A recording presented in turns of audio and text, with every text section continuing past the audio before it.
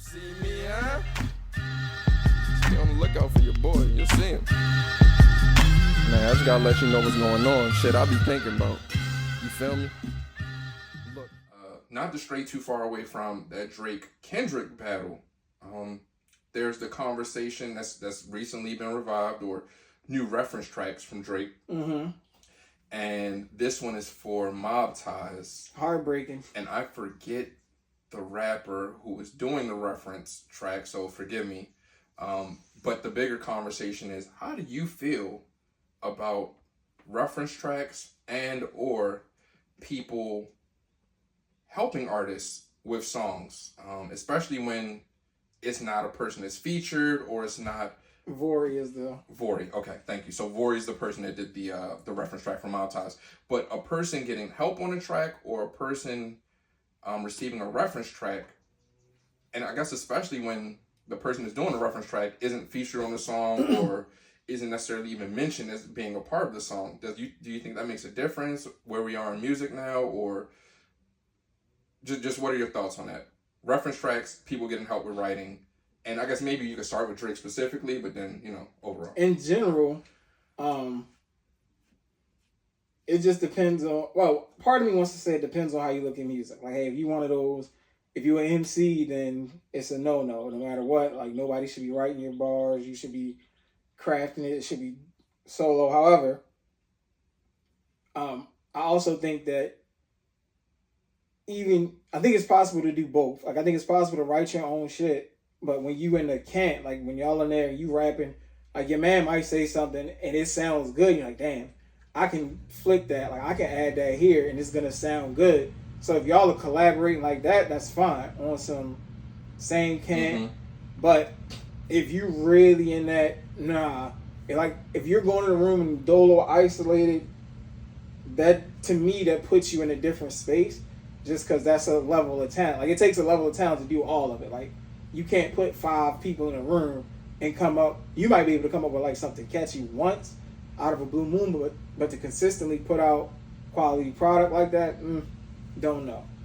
So, me personally, I'm not a huge fan of it coming from the rappers, so to speak, but I understand it, and I'm not mad at it if it's going to give you better product at the end of the day. But it does count against you when I'm ranking my personal favorite rappers, best rapper list or whatever. Right. So you'll say the best rapper or the greatest of all time or anything can't have that on their jacket. Mm-mm. I'll say that. But there's a difference because like writing camp and y'all working cool. Ghostwriter, like somebody, I'm putting this whole thing together. Just say it.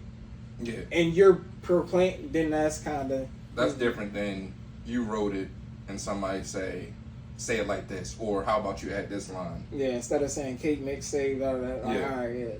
So I'll say this. I feel like I used to be real heavy on, you gotta write your shit. Like, you can't have no extras, no help. Because again, not that I'm the writer or writers, but I definitely have written a lot of songs that maybe one day somebody will hear and say, hey, that was a decent song. But even without that in mind, I know from experience that it'd be difficult to write that shit. So if you're able to write all your songs and them shits is coming off fire and the masses love it, that definitely takes a certain level of talent. You should get a certain level of kudos for that.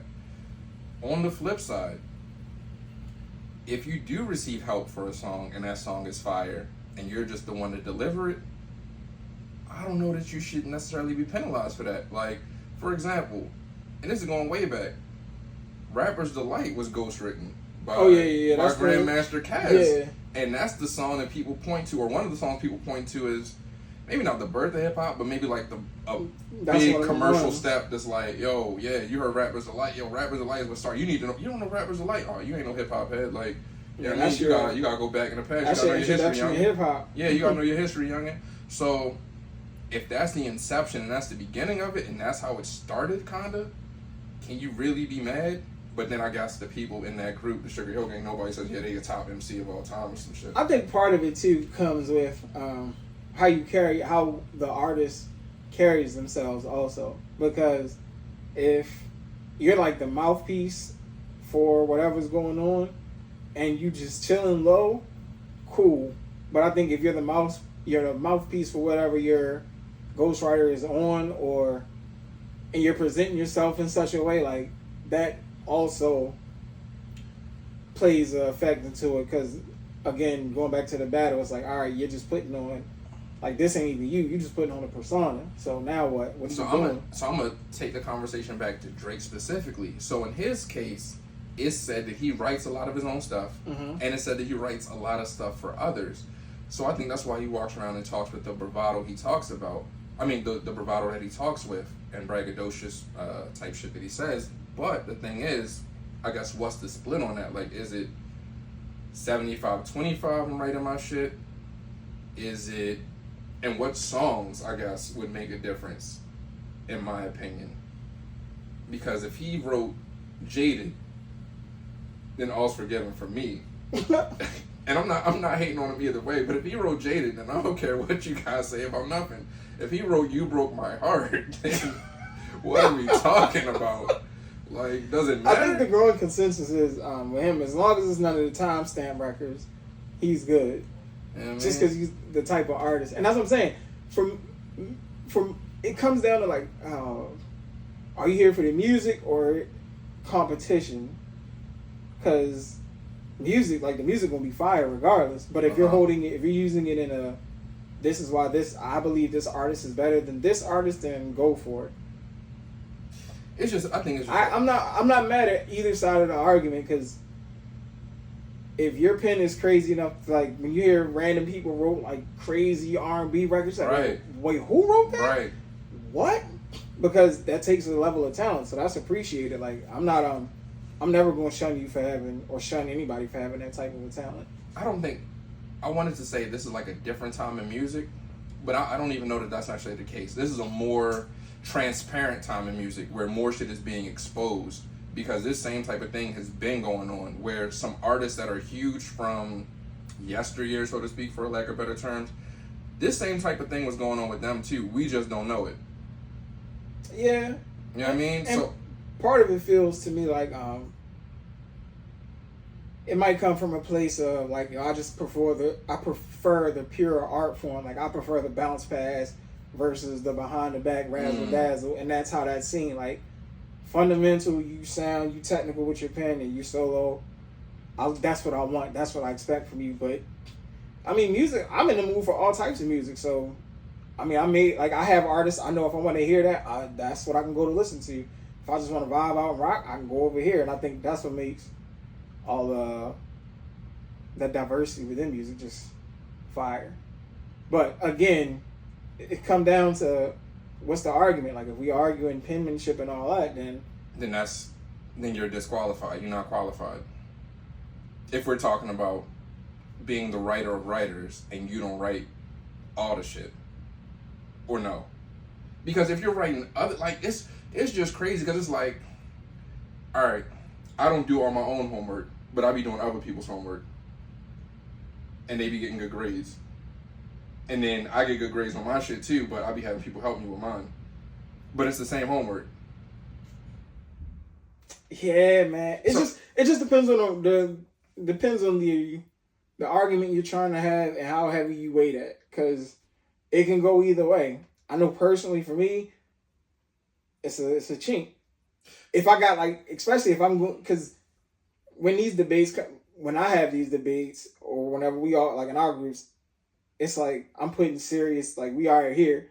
This is the criteria. So if it's come to the point where I'm using that, like, I'm just nitpicking and looking for a reason to say that such and such is better. Because if that's, like, the ultimate, it's like, all right, man, you got it. Because you can't argue because it's reference tracks and all that shit leak. But it's other, like, artists, I think, are naturally going to mimic or borrow from each other anyway. So, like, to what degree?